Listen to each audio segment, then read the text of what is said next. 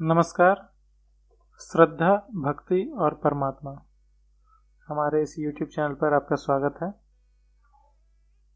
आज का विषय है भगवत प्राप्ति के 10 उपाय। धर्म के 10 लक्षण मनुस्मृति में भगवान मनु ने बताए हैं, जिसे आप उनके मनुस्मृति के 6ठे अध्याय के 92 नंबर श्लोक पर आप देख सकते हैं। धृति क्षमा दमो अस्तेयम शौचम इंद्रिय निग्रह धीर विद्या सत्यम अक्रोधो दशकम धर्म लक्षणम। अर्थात धृति, क्षमा, शम, शौच, दम, विद्या, धी, अक्रोध, सत्य, अचोरी धर्म के 10 लक्षण होते हैं। आइए सभी को बिंदुवार समझते हैं। पहला है धृति। धृति अर्थात आपात अवस्था में भी धैर्य के साथ धर्म का पालन करना।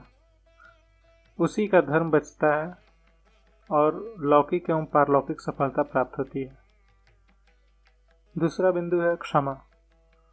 अपने साथ बुराई करने वाले के प्रति भी शक्ति होने पर भी उसको दंड देने की भावना मन में भी न लाना और उसका अपराध सदा के लिए नष्ट हो जाए, इसके लिए हर संभव प्रयत्न करना, यह है क्षमा। तीसरा है दम। साधारणतः इंद्रिय निग्रह को दम कहते हैं, परंतु यहाँ मन के शमन से इसका तात्पर्य है और मन को वश में किए बिना भगवत प्राप्ति प्रायः असंभव है। श्री गीता जी के भी 6ठे अध्याय के 35वें और 36वें श्लोक में भगवान ने बताया है कि अभ्यास और वैराग्य से मन को वश में किया जाता है और इन दोनों के मिलने के बाद ही, मन के वश में होने के बाद ही वैराग्य और फिर भगवत प्राप्ति ये संभव हो पाता है। चौथा बिंदु है अस्तेय, अर्थात मनसा वाचा कर्मणा, अर्थात मन, वाणी और शरीर तीनों से किसी भी प्रकार किसी तरह की चोरी न करना।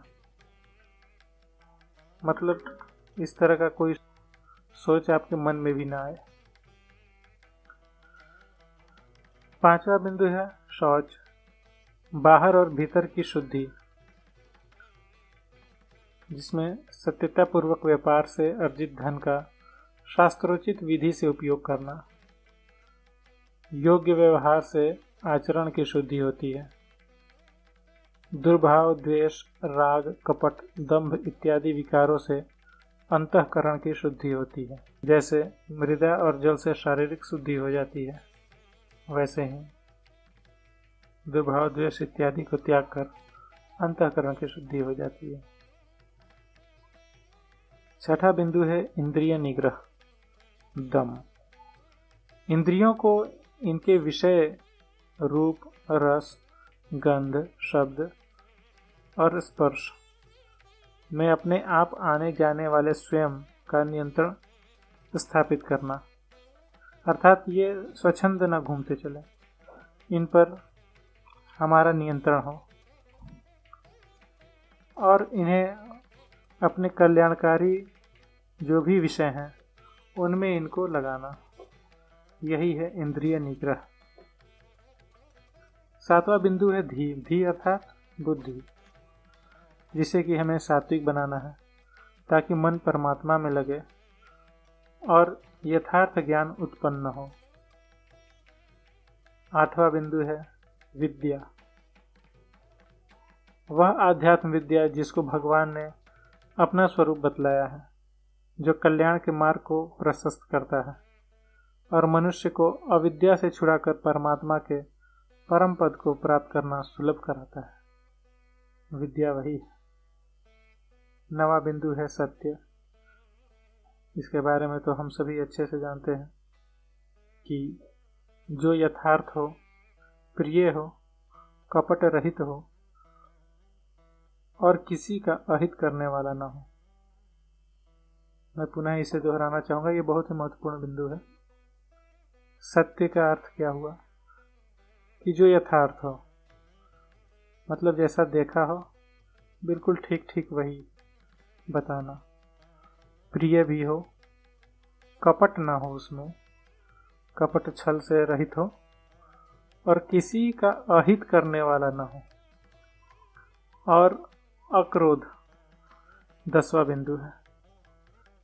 क्षमा और अक्रोध में बस इतना ही भेद है कि क्षमा में सामने वाले का अपराध क्षमा हो जाता है, परंतु अक्रोध में बस हमारे अंदर किसी प्रकार का दुर्भावना नहीं आता, परंतु सामने वाले को लोक अथवा परलोक में उसका फल न्यायकारी ईश्वर के द्वारा अवश्य ही प्राप्त होता है। क्षमा में क्या हुआ? क्षमा में उसका अपराध तक क्षमा हो जाता है, परंतु अक्रोध में बस हम अंदर से किसी के कार्य पर क्रोध न करते हुए किसी प्रकार की वैसी प्रतिक्रिया नहीं देते हैं, परंतु सामने वाले का अपराध जरूर गिना जाता है और उसे न्यायकारी ईश्वर दंड भी अवश्य देते हैं, या लोक या परलोक कहीं पर भी। परंतु क्षमा में यही है कि आप उसके अपराध को क्षमा तक कर देते हैं, उसका अपराध क्षमा हो जाता है प्रभु की कृपा से। यही 10 लक्षण है जो कि भगवान मनु ने भगवत प्राप्ति के उद्देश्य से बतलाए हैं। अगली बार हम भगवत प्राप्ति के 9 उपायों को लेकर के आएंगे आपके सामने। इसी प्रकार हमारी श्रृंखला चलेगी, भगवत प्राप्ति के 10 उपाय, 9 उपाय, 8 उपाय, इसी तरह 1 उपाय तक का पूरा श्रृंखला आपको मिलेगा। जिसको जिसमें रुचि हो उस हिसाब से साधना करें और भगवत प्राप्ति के मार्ग में आगे बढ़ें। सभी का कल्याण हो। जय श्रीमन नारायण, जय श्री सीताराम, जय श्री राधा। नमः पार्वती पते, हर हर महादेव।